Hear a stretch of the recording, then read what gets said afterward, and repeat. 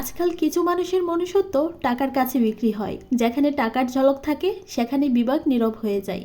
একটা সময় যা ছিল নীতির প্রশ্ন, আজ তা হয়ে গেছে লেনদেনের বিষয়। অর্থের মোহে মানুষ বদলে ফেলে নিজ চরিত্র। ভালো মন্দের পার্থক্য বিলীন হয়ে যায় লোভে।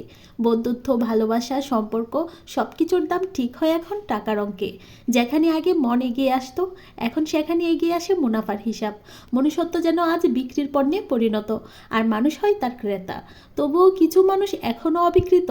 তারা প্রমাণ করে সব কিছু টাকা দিয়ে কেনা যায় না। আসসালামু আলাইকুম ভিউয়ার্স, কেমন আছেন সবাই? আলহামদুলিল্লাহ, আমরাও ভালো আছি। প্রতিদিনের মতো সারাদিনের একটি ব্লগ শেয়ার করব।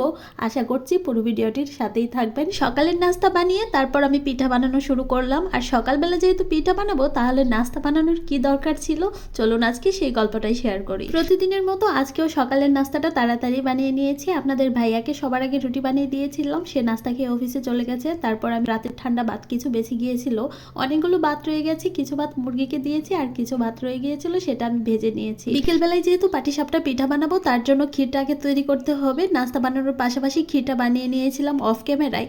ক্ষীর বানানোর পর আমার আর তরসই ছিল না বিকেলবেলা কখন পিঠা বানাবো, আমি এখনই পিঠা তৈরি করি। আর যেহেতু সময়ও আছে, দুপুরের রান্নাটা দরকার হয় আমি আরো পরে করে নেব। পিঠাগুলো বানিয়ে তারপর আমি দুপুরের রান্নার জন্য প্রস্তুতি নেব।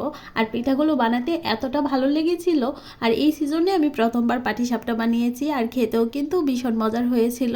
খেজুরের গুড় দিয়ে পাটিসাপটা খেতে কিন্তু আমার কাছে খুবই ভালো লাগে। অল্প কিছু পিঠা বানিয়েছি জর্দা রং দিয়ে, আর এই জর্দা রঙের যতগুলো পিঠা বানিয়েছি সবগুলোই কিন্তু আমার ছেলে খুব মজা করে খেয়েছে। সে তো খুব খুশি হয়েছে এই পিঠাগুলো দেখে।